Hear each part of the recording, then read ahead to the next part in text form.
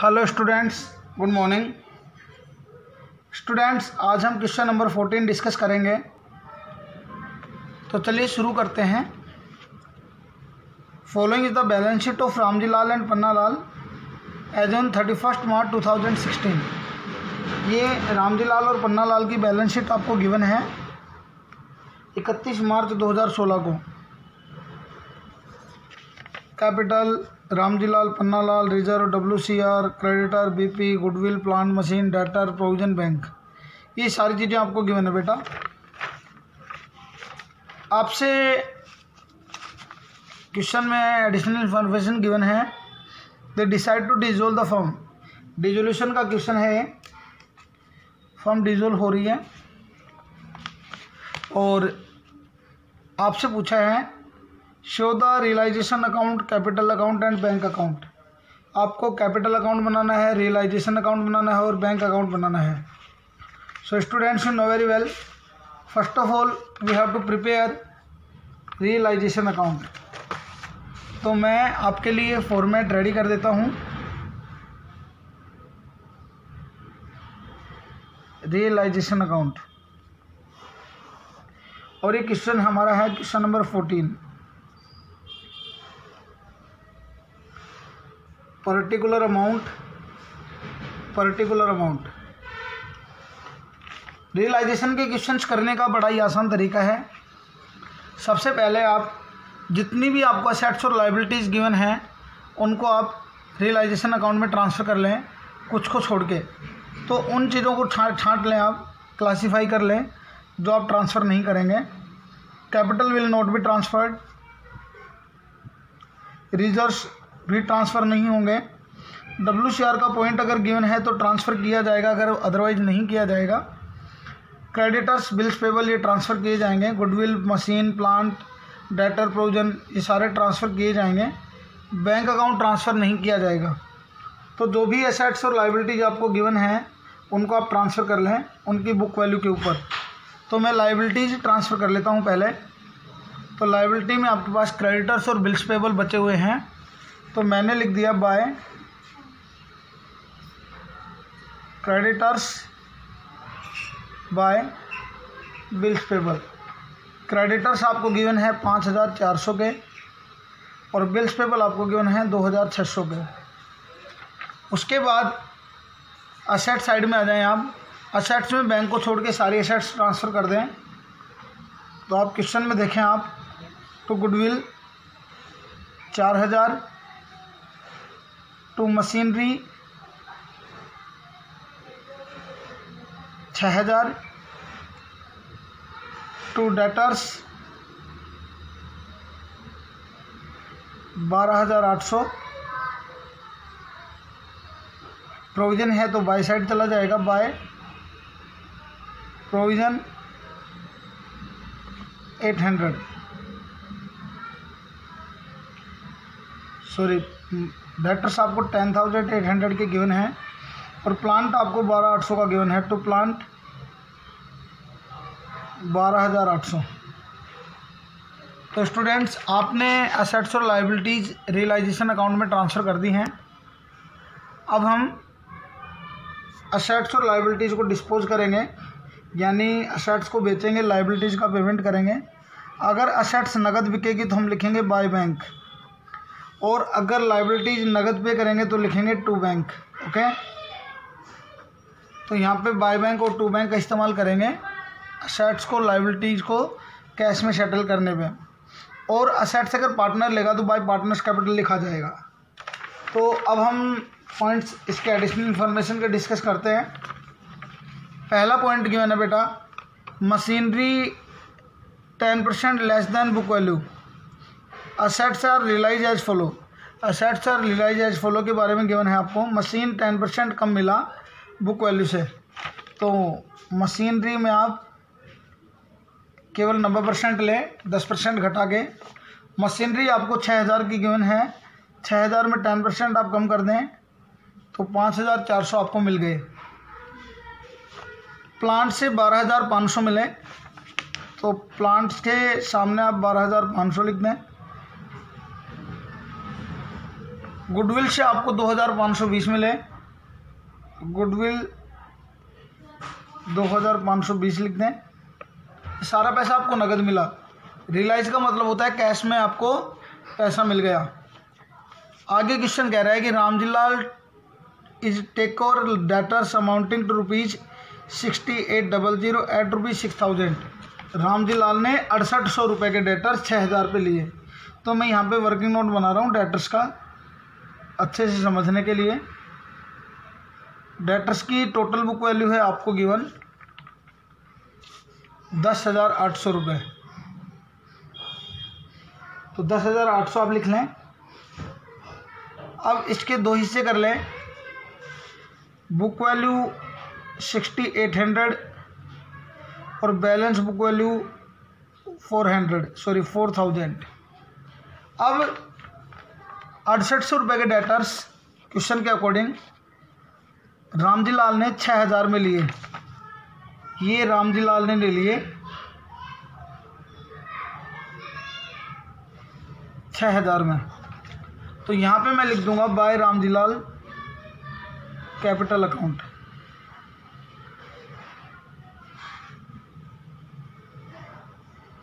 और उसने ये डेटर्स लिए 6000 रुपये में। एग्रीड वैल्यू 6000 है। आगे क्वेश्चन बोल रहा है कि remaining debtors were realise 90% of the book value. बाकी के डेटर से 90% मिला, यानी नगद मिला। बाकी के डेटर्स 4000 के हैं और इनसे रियलाइज कितना हुआ एट 90%, यानी 3600 नगद मिल गए। तो आप लिखेंगे डेटर्स जो कैश में सेटल हुए हैं 3600 रुपये में, वो आप यहाँ पे लिख दें। उसके बाद one bill of ₹600 having discount under discount been dishonoured had to be taken up by them. एक बिल था 600 रुपये का जो हमने डिस्काउंट ऑलरेडी करवा लिया है। अब डिस्काउंट करवाने के बाद वो बिल ड्यू डेट को डिसऑनर हो गया, तो बैंक वो पैसा हमसे चार्ज करेगा और हम वो पैसा अपनी लायबिलिटी मान रहे हैं, यानी ये लायबिलिटी अनरिकॉर्डेड लायबिलिटी है जिसकी हम पेमेंट करने के लिए तैयार हैं।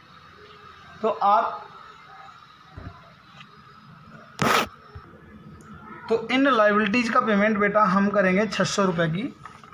तो यहाँ पे टू बैंक और यहाँ लिख देंगे डिसऑनर्ड बिल।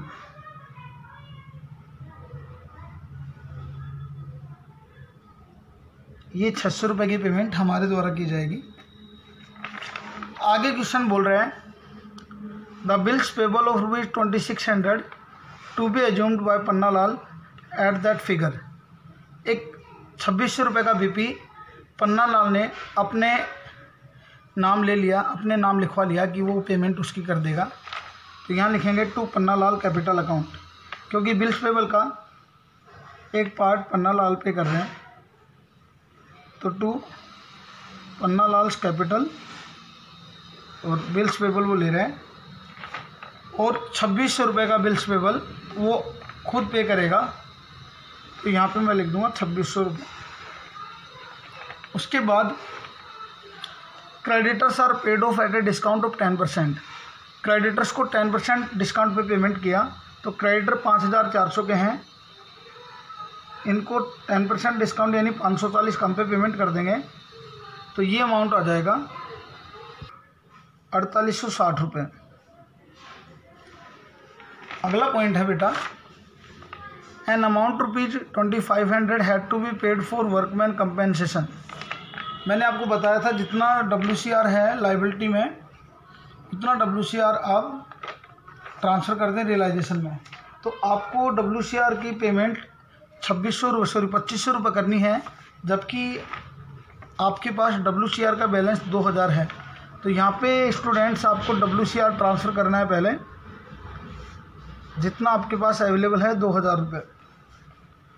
अब आप इसकी पेमेंट कर रहे हैं, और जितनी आप पेमेंट कर रहे हैं उतना अमाउंट आप रियलाइजेशन में पे कर दें, टू बैंक कर दें आप। टू बैंक और यहाँ पे लाइबिलिटी फॉर WCR ये आपने 2600 रुपये 2500 रुपये की पेमेंट कर दी। WCR सारा का सारा ट्रांसफ़र करके फिर आपने पेमेंट कर दी, क्योंकि यहाँ पे WCR का बैलेंस कम है लाइबिलिटी से। तो जितना WCR आपके पास अवेलेबल है उतना आप ट्रांसफ़र करके जितनी लाइबिलिटी है उतना पेमेंट आप कर दें। लास्ट पॉइंट है कि रियलाइजेशन का खर्चा 400 रुपये का हुआ, तो रियलाइजेशन एक्सपेंसेस 400 रुपये भी यहाँ पे आप डाल सकते हैं, या टू बैंक लिख के दोबारा से आप लिख सकते हैं। तो ये हमारे सारे पॉइंट्स कवर हो गए। अब यहाँ पे आप देखें कि कोई लाइबिलिटी अनपेड तो नहीं है। क्रेडिटर की पेमेंट हो गई, बिल्स पेबल की पेमेंट हो गई, प्रोविज़न की कोई पेमेंट होती नहीं है, और क्लेम फॉर WCR की पेमेंट हो गई। तो सारी पेमेंट हो गई हैं। तो आप अब टोटल कर दें टू बैंक और बाय बैंक का, तो इधर टोटल आ जाएगा 8360 रुपये। तो यहाँ टोटल आ जाएगा 24,020। अब आप रियलाइजेशन अकाउंट क्लोज कर दें, और जो आप क्वेश्चन का मेन पार्ट है वो आपका सोल्व हो गया। तो क्रेडिट का टोटल और डेबिट का टोटल दोनों करें। पहले मैं डेबिट का टोटल कर देता हूँ। तो यहाँ बेटा डेबिट का टोटल आपका ज़्यादा आ रहा है, और ये टोटल आ रहा है आपका 44,560 और डिफरेंस आ जाएगा बाय रियलाइजेशन लॉस, क्योंकि क्रेडिट का टोटल आपका कम आ रहा है और क्रेडिट का टोटल आ रहा है आपका 40,820 रुपये। तो रियलाइजेशन लॉस बैलेंसिंग फिगर से आ जाएंगे आपके 3,740 रुपये, और इन 3,740 को हम पार्टनर्स में डिस्ट्रीब्यूट कर देंगे। रामजी लाल कैपिटल और पन्ना लाल कैपिटल।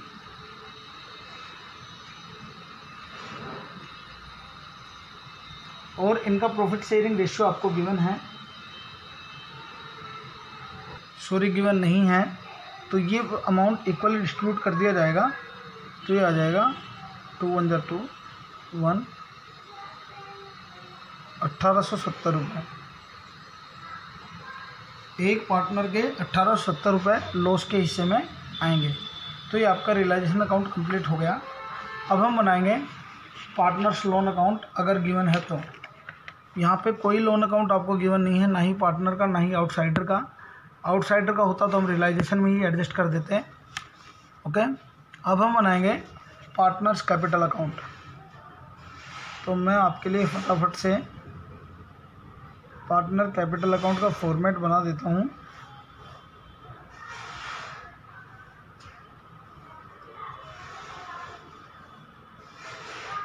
रामजी लाल पन्ना लाल, रामजी लाल पन्ना लाल, पर्टिकुलर आप लिख लें खुद से। सबसे पहले कैपिटल का ओपनिंग बैलेंस लिख दें आप। रामजी लाल का ओपनिंग बैलेंस 16,000 है, जबकि पन्ना लाल का 10,000 है। उसके बाद रिजर्व्स अगर हैं तो आप ट्रांसफ़र कर दें। तो क्वेश्चन में आपको रिजर्व दे रखे हैं 3600 रुपये, तो वो आप प्रॉफिट शेयरिंग रेशियो में यानी इक्वल रेशियो में 1800 और 1800 रुपये ट्रांसफ़र कर दें। WCR आपका डिस्ट्रीब्यूट हो ही गया है, तो उसकी कोई ट्रीटमेंट यहाँ पे होगी नहीं। अब आप रियलाइजेशन में देखें कि कहीं रामजी लाल पन्ना लाल का नाम तो नहीं आया। टू साइड में पन्ना लाल का नाम आया, पन्ना लाल ने BP का पेमेंट किया। तो आप बाय साइड में लिख दें बाय रियलाइजेशन। रामजी लाल ने BP का पेमेंट किया था और इक्वल वैल्यू पे किया था, 2600 रुपये पे किया था। तो रामजी लाल के कॉलम में 2600 रुपये आप लिख दें। उसके बाद बाय साइड में आप देखें बाय रामजी लाल लिखा हुआ है। BP का पेमेंट पन्ना लाल ने किया था, सॉरी। तो 2600 रुपये पन्ना लाल के कॉलम में लिखें, ना कि रामजी लाल के कॉलम में। फिर लिखा हुआ है बाय रामजी लाल। रामजी लाल ने डेटर्स लिए थे 6000 में, तो आप इसे टू रियलाइजेशन लिखें। रियलाइजेशन के नीचे आप चाहें तो ब्रैकेट में लिख सकते हैं डेटर्स 6000। उसके बाद रियलाइजेशन का लॉस 1870 आया था, तो ये आप लिख दें टू रियलाइजेशन लॉस 1870 और डिफरेंस अमाउंट आप पे कर दें तो यहाँ पे आपका टोटल आ जाएगा 17,800। और इस टोटल में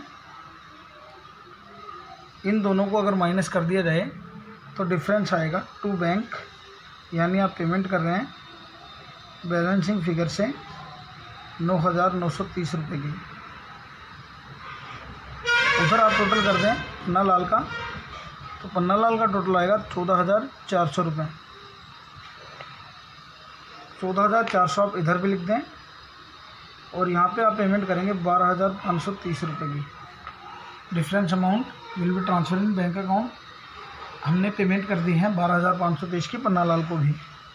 तो ये हमारा कैपिटल अकाउंट भी कंप्लीट हो गया है। अब हम बनाएंगे बेटा सबसे इजी अकाउंट, बैंक अकाउंट। देख देख के केवल एंट्री शिफ्ट करनी है 2 से बाय में, बाय से 2 में। सबसे पहले आप बैलेंस लिख दें 2 बैलेंस बीडी। बैंक अकाउंट का बैलेंस आपको गिवन है 6,800 रुपये। अब जहाँ पे भी आपको बैंक दिखे उसका अपोजिट साइड में लिख दें 2 बैंक लिखा हुआ है 8,360 रियलाइजेशन से, तो आप लिख दें बाय रियलाइजेशन। ये आपने असेट्स रिलायबिलिटीज़ का पेमेंट किया था 8,360। फिर आपने लिखा था बाय बैंक 24,020 रुपये, तो आप लिखे टू रियलाइजेशन। ये एसेट्स को बेचने से आपके पास पैसा आया था 24020। फिर आपने कैपिटल की पेमेंट की थी 9,930 की रामजीलाल को bye Ramjilal capital.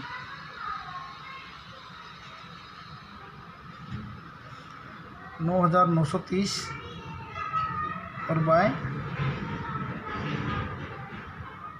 Panna Lal capital 12,530। तो इस प्रकार से बैंक अकाउंट पूरा हो गया।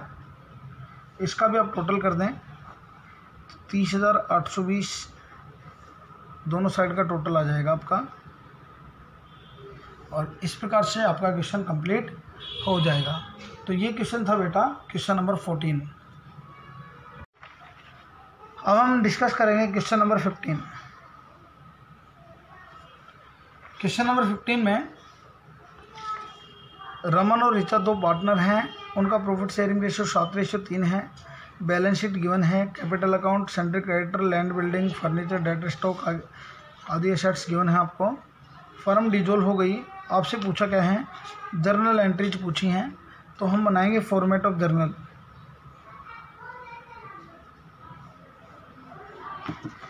जर्नल का फॉर्मेट भी बड़ा आसान होने वाला है आपके लिए। जर्नल की एंट्रीज भी ज़्यादा घबराने की ज़रूरत नहीं है आपको।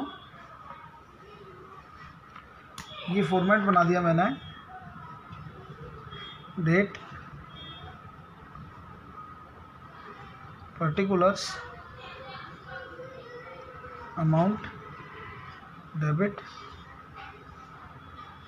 Amount, credit.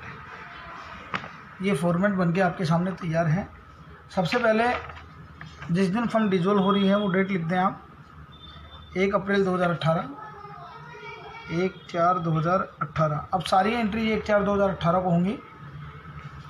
Students, you know very well what is the rule of realisation, what is the rule of partners capital.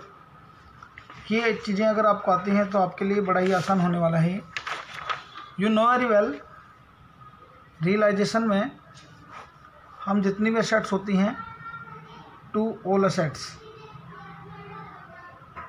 इसको छोड़ के except losses, capital and bank account, इनको छोड़ के आप सारी एसेट्स को ट्रांसफ़र कर दें। यहाँ आ जाएंगी बाय ऑल लाइबिलिटीज़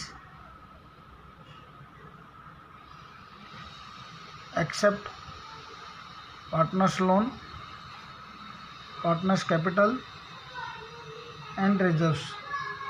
तो इनको छोड़ के असेट्स और लाइबिलिटीज़ को इधर ले आए आप, यानी ये एंट्री हो जाएगी liabilities account debit to realisation और realisation account debit to assets, और इनकी एंट्री होगी बुक वैल्यू के ऊपर। किसके ऊपर होगी बेटा, बुक वैल्यू के ऊपर। तो चलिए आप असेट्स और लायबिलिटीज़ को ट्रांसफ़र करें। सबसे पहले मैं लायबिलिटीज़ को ट्रांसफ़र कर देता हूँ। तो लायबिलिटीज़ अपोजिट साइड चली जाएंगी, ये रियलाइजेशन में बाय क्रेडिटर्स के नाम से।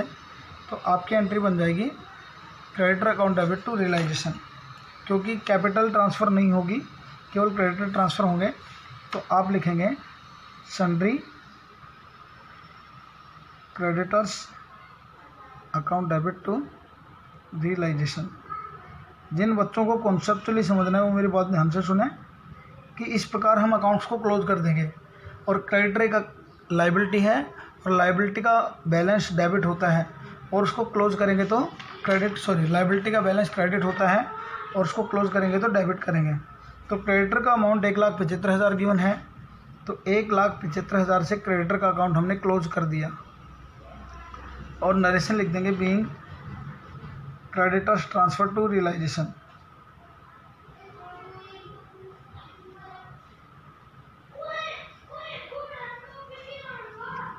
तो ये अकाउंट हमने क्रेडिटर का क्लोज कर दिया। अब असेट्स में से आइए, जितनी भी असेट्स हैं वो रियलाइजेशन के टू साइड में चले जाएंगे। ये राइट हैंड साइड है तो लेफ्ट हैंड साइड में चले जाएंगे। To land building, to furniture, to debtor, to stock, cash transfer नहीं होगा। तो यहाँ पे आप लिखेंगे ये असेट्स को क्लोज करने का अकाउंट एंट्री है। तो असेट्स का ओपनिंग बैलेंस डेबिट होता है, तो अब क्लोज कर देंगे तो क्रेडिट कर देंगे। तो to land and building, to furniture, to debtors, to stock, और इनकी बुक वैल्यू पे इन्हें ट्रांसफ़र कर दिया जाएगा।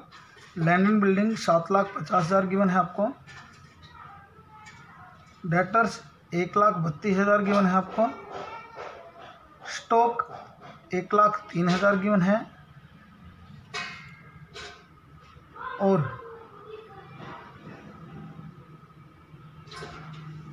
फर्नीचर 1,20,000 था बेटा। डेटर 1,32,000 के थे।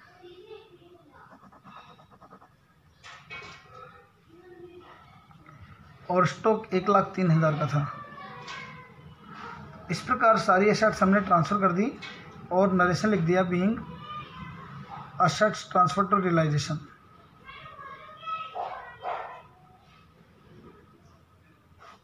तो टोटल कर लें आप। टोटल करने के बाद जो भी अमाउंट आएगी वो आएगी 11,05,000 रुपये, क्योंकि बैलेंस शीट का टोटल 11,75,000 है और 17,000 का कैश है जो हमने ट्रांसफ़र नहीं किया। तो सारे एसेट्स का टोटल आ जाएगा 11,05,000 रुपये। अब स्टूडेंट्स वन बाय वन हम पॉइंट टू पॉइंट डिस्कस करेंगे। Land and building were taken over by Raman. तो जब भी एसेट्स कोई पार्टनर लेता है, अगर ये एसेट्स कोई पार्टनर लेगा तो हम पार्टनर का नाम लिख देंगे। तो यहाँ पे पार्टनर कौन है, रमन, बाय रमन्स कैपिटल। और लैंड एंड बिल्डिंग उसने ली 10% डेप्रिसिएशन पे और आगे लिखा हो for cash. Very very important, very very important, cash. अब हमें रमन से कोई मतलब नहीं है, कैश में बिक्री है तो कैश को कंसिडर किया जाएगा, चाहे किसी से भी आ रहा हो। तो रमन की बजाय क्या लिखेंगे, बाय बैंक। और लैंड एंड बिल्डिंग बिकी है आपकी, तो लैंड एंड बिल्डिंग का अकाउंट ऑलरेडी क्लोज हो चुका है। लेकिन आपके पास कैश कितना आया, 7,50,000 का 10% कम आया, तो ये आएगा आपके पास 6,75,000 रुपये। तो आपकी एंट्री बन जाएगी bank account debit to realisation. और ये एसेट्स आपकी बिक गई, तो आप लिख दें bank account debit to realisation. जब भी आपके पास किसी एसेट्स को बेचने से पैसा आता है तो आप बैंक अकाउंट को डेबिट करेंगे। तो ये एसेट्स आपकी बिकी 6,75,000 रुपये में, और आप लिख दें being land and building sold. Okay. उसके बाद अगला पॉइंट आपको गिवन है creditor of ₹125,000 to core stock. 1,25,000 के क्रेडिटर ने स्टॉक ले लिया और डेटर्स ले लिए in full settlement of their claim. यानी क्रेडिटर की सेटलमेंट स्टॉक और डेटर्स के साथ हो गई, यानी अब इनको कुछ भी देने की ज़रूरत नहीं है। तो यहाँ पे इसकी कोई एंट्री नहीं होगी। यहाँ पे फुल सेटलमेंट हो रहा है, असेट्स और लायबिलिटी आपस में एडजस्ट हो रही हैं। तो यहाँ पे अगर कैश में कोई अमाउंट इन्वॉल्व नहीं है तो उसकी कोई एंट्री नहीं होगी। अगर कैश का इन्वॉल्वमेंट होता तो कैश से एंट्री कर देते हैं। अब बात आती है रिमेनिंग क्रेडिटर्स की। तो वर्किंग नोट बना रहा हूँ मैं यहाँ पे, सभी ध्यान से देखेंगे। आपके पास क्रेडिटर्स हैं, टोटल क्रेडिटर आप लिख लें। टोटल क्रेडिटर्स हैं 1,75,000 के। अब 1,75,000 के क्रेडिटर्स को 2 टुकड़ों में बांट लें। बुक वैल्यू 1,25,000 रुपये और बुक वैल्यू 50,000 रुपये। इनको हमने फुल सेटल कर दिया बाय गिविंग स्टॉक एंड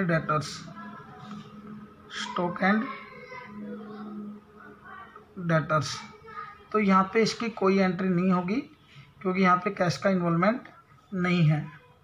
लेकिन बाकी के अमाउंट के लिए आपको बोला है कि बाकी के क्रेडिटर्स रिचा ने पेड किए, तो book value 50,000 paid by Richa. Students you know very well, जब लायबिलिटी का पेमेंट कोई पार्टनर करेगा तो टू पार्टनर कैपिटल लिखा जाएगा। तो यहाँ पे पार्टनर कौन है? रिचा। तो रिचा ने 50,000 की पेमेंट की क्रेडिटर्स की, तो एंट्री बन जाएगी realisation account debit to Richa's capital. तो आप एंट्री कर दें रियलाइजेशन अकाउंट डेबिट टू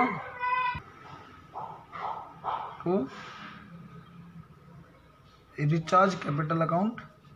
और रिचा ने क्रेडिटर की पेमेंट की 50,000 की, आप लिख दें being creditors ₹50,000 paid by Richa. Creditors of ₹50,000 paid by Richa. तो यहाँ पे क्रेडिटर की पेमेंट हो गई है। अगला पेमेंट है फर्नीचर से 5,000 मिले, sorry furniture realise 5,000 less than book value, 5,000 कम मिले। यानी फर्नीचर से नगद पेमेंट आई तो बाय बैंक फर्नीचर, और फर्नीचर आपका था 1,20,000, आपको मिले 1,15,000। तो एंट्री बनेगी bank account debit to realisation. तो आप एंट्री कर दें bank account debit to realisation, और आपको पेमेंट मिल गई 1,15,000 की। और नरेशन लिख दें आप बीइंग फर्नीचर सोल्ड। फर्नीचर आपने बेच दिया 1,15,000 में। उसके बाद एडिशनल इंफॉर्मेशन में गिवन है कि एक्सपेंसेस हुए रियलाइजेशन के 400 रुपये के। तो ये खर्चा हो गया, और खर्चे में बैंक क्रेडिट होता है तो टू बैंक, और जो भी खर्चा होगा वो रियलाइजेशन में डेबिट किया जाएगा। तो एंट्री बन जाएगी realisation account debit to bank 400। और यहाँ पे आप लिख दें बीइंग रियलाइजेशन एक्सपेंसेस पेड। तो 400 रुपये का आपका रियलाइजेशन का एक्सपेंसेस पेड हो गया। अब स्टूडेंट्स आप देखें कोई लायबिलिटी अनपेड तो नहीं है, केवल लायबिलिटी में क्रेडिट था जिसकी पेमेंट आपने कर दी असेट्स देके और कैश देके, रिचा ने पेमेंट की उसकी। तो यहाँ पे लायबिलिटी सारी एडजस्ट हो गई हैं, असेट्स को देखना नहीं है क्योंकि असेट्स की आप 0 वैल्यू मानते हैं। तो अब यहाँ पे हमारा रियलाइजेशन अकाउंट का काम लगभग पूरा हो गया। अब प्रॉफिट लॉस निकालने आप, तो प्रॉफिट लॉस निकालने के लिए रियलाइजेशन जब डेबिट होता है तो लॉस होता है, और जब क्रेडिट होता है तो प्रॉफिट होता है। तो रियलाइजेशन में आप वर्किंग नोट बनाएं। प्रॉफिट और लॉस ऑन रियलाइजेशन, क्योंकि अभी भी हमारी 2-3 एंट्रीज पेंडिंग हैं। एंट्रीज सारी पूछी हैं तो सारी करनी पड़ेंगी हमें। तो क्रेडिट, टोटल क्रेडिट यानी प्रॉफिट ऑन रियलाइजेशन। तो रियलाइजेशन का क्रेडिट का टोटल करने हैं आप, तो यहाँ पे क्रेडिट है 1,75,000 रुपये, 6,75,000, तो ये हो गए 8,50,000, 8,50,000 प्लस 15, 9,65,000। तो क्रेडिट का टोटल आ रहा है आपका 9,65,000। 1,75,000 क्रेडिटर का अकाउंट क्लोज किया, 6,75,000 असेट्स को बेचने से पैसा मिला, नगद मिला लैंड एंड बिल्डिंग को, और 1,15,000 आपको फर्नीचर को बेचने से मिला। तो ये आपके प्रॉफिट को रिप्रेजेंट करते हैं। अब टोटल डेबिट निकालने हैं आप। टोटल डेबिट लॉस को रिप्रेजेंट करता है।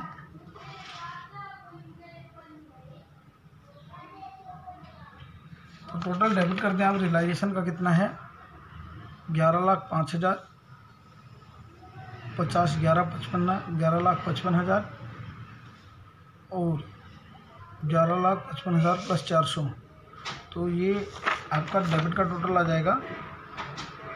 असेट्स को क्लोज किया 11/5 से, 50,000 के क्रेडिटर को पेमेंट की और 400 रुपये रियलाइजेशन के एक्सपेंसेस का पेमेंट किया। तो ये आपका 11,05,400 आया। तो आप निकाल लें। यहाँ पे स्टूडेंट्स रियलाइजेशन का लॉस आ जाएगा 1,90,400। क्रेडिट का टोटल 9,65,000 है और डेबिट का टोटल 11,55,400 है। तो difference will be transfer in loss, that will be 1,90,400। तो लॉस को डिस्ट्रीब्यूट करने की एंट्री हो जाएगी बेटा, Raman's capital account debit, recharge capital account debit to realisation. 1,90,400 को उनके 7:3 में बांट देंगे प्रॉफिट शेयरिंग रेशियो में। 1,33,280 रमन के हिस्से में और 57,120 रिचा के हिस्से में आ जाएंगे। उसके बाद we will make payment to Raman and Richa. तो रमन के कैपिटल का बैलेंस 7 लाख है और उसको 1,33,280 से डेबिट किया गया है, तो उसकी पेमेंट होगी 5,66,720 रुपये। इसी प्रकार रिचा की ओपनिंग कैपिटल 3,50,000 क्रेडिटर का पेमेंट किया और 57,120 लॉस के माइनस कर देंगे, तो रिचा की पेमेंट हो जाएगी 2,92,880। और इस प्रकार दोनों की पेमेंट हो जाएगी और लिख देंगे टू बैंक अकाउंट 8,59,600। तो ये क्वेश्चन आपका कंप्लीट हो गया है। पार्टनर्स के कैपिटल की सेटलमेंट हमने कर दी है और अगर आप बैंक अकाउंट बनाएंगे तो वो भी आपका मैच हो जाएगा। So this question was very important question, general entry का क्वेश्चन था। आगे जो भी क्वेश्चन आते हैं उनको आप सोल्व करें एंट्रीज के। Thank you so much. Hello students,